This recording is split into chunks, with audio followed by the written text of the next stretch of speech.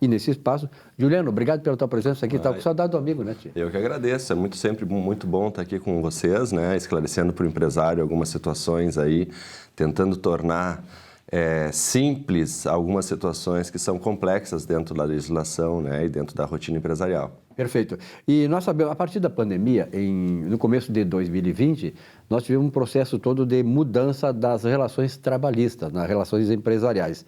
E o home office, o teletrabalho, acabou se projetando. Hoje é uma coisa normal, não é isso? É verdade.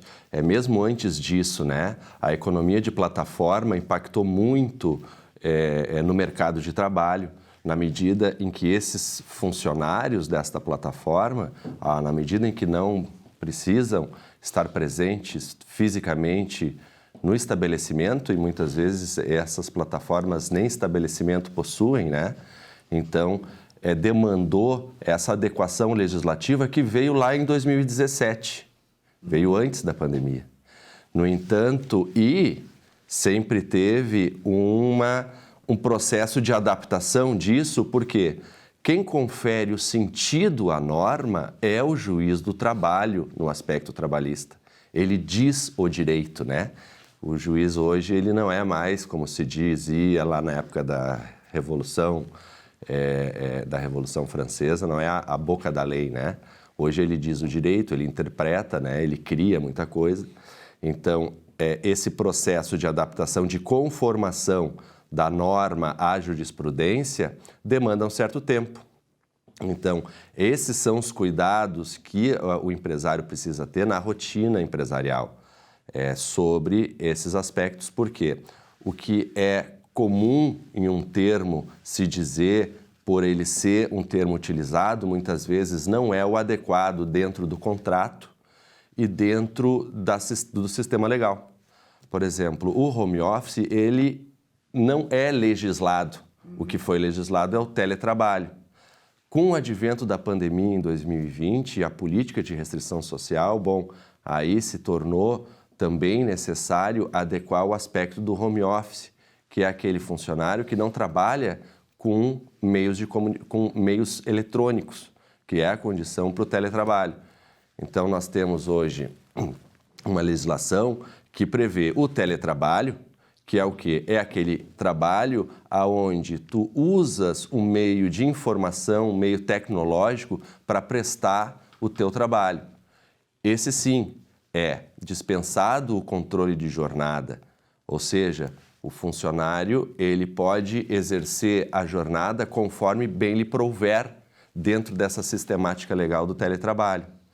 O que não é contemplado, por exemplo, no home office, aonde pode uma costureira trabalhar na sua residência, ser dispensada do trabalho físico, mas isso não é um teletrabalho.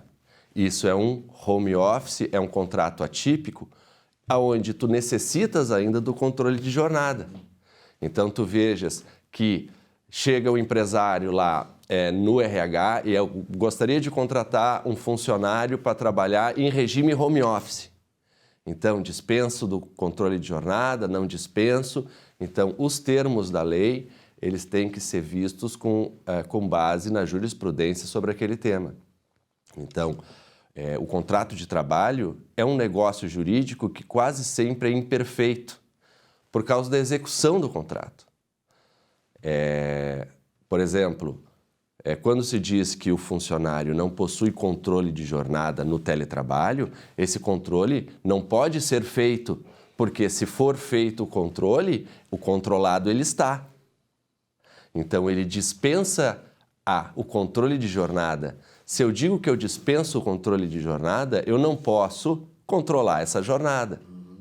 Então, esvazia o meu direito que eu estabeleci no documento jurídico, porque a execução daquela cláusula não foi cumprida pelo empregador. Então, a execução do contrato de trabalho é o que determina qual contrato existe de fato. Então, dentro de uma lógica de princípios trabalhistas, o fato o princípio da verdade real, ele é uma primazia para que se enquadre no regime geral, que é o regime da CLT, é o regime do controle de jornada. A gente tem, por exemplo, o aspecto do sobreaviso, que é uma espécie de jornada que o funcionário trabalha na sua casa.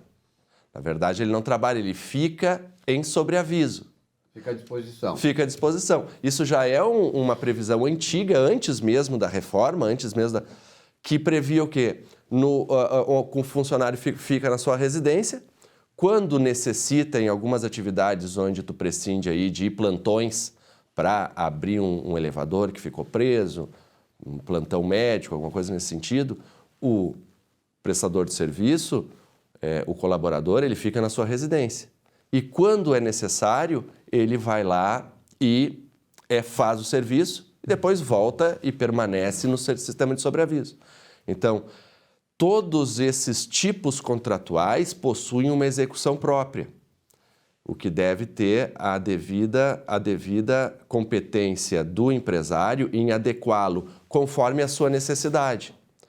Então, eu estou trazendo para o telespectador hoje essa situação, buscando fazer com que o empresário se capacite dentro desses aspectos legais e contábeis para que não crie passivos ocultos na sua empresa, que é fazer um contrato imaginando que ele é o adequado ou mais econômico, quando a necessidade da sua empresa demanda uma outra forma de contrato para prestar aquele mesmo serviço. Então, essa é o aspecto principal que a gente vem observando dentro das demandas empresariais em razão da mudança do contrato de trabalho pela economia de plataforma e política social de restrição. Então, o teletrabalho é uma espécie de trabalho onde se utiliza os meios de informação, os meios de telecomunicação, de tecnológicos...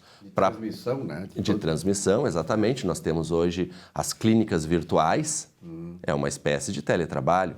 Nós temos hoje esses funcionários de plataforma, Uber, iFood, aonde os gerentes e os funcionários das plataformas ficam nas suas residências procedendo no respectivas pesquisas, respectivos feedbacks para os colaboradores externos. A gente tem uma demanda hoje de uma legislação para esses motoristas, né, e para esses entregadores, que é uma situação, uma tendência aí dos próximos anos que se regule isso. Vamos ver como vai se comportar o mercado a partir dessa regulação. Esperamos que não haja um esvaziamento do investimento dessas empresas no Brasil em razão dessa regulação, o que também é algo que preocupa muito o mercado, né? No entanto, é importante prestar atenção sobre justamente o que aplicar dentro dessa interpretação trabalhista em razão da norma.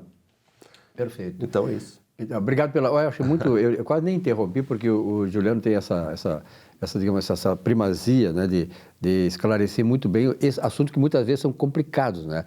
Então, acho que ficou muito bem clara a tua mensagem, né? Nesse fenômeno que aconteceu aí, que realmente veio para ficar, algo que veio para ficar e que veio mudar as relações de trabalho, né, entre o funcionário e entre as suas empresas. As empresas estão se adaptando cada vez mais e nós também, do nosso lado, também temos que nos adaptar, porque é uma coisa que, como diz, veio para ficar e é uma nova forma de relação trabalhista, né? Obrigado, verdade. Juliano, eu que agradeço. Um abraço aí para todos os telespectadores e, sim que for necessário, até a próxima estaremos aí. Muito bem. Obrigado.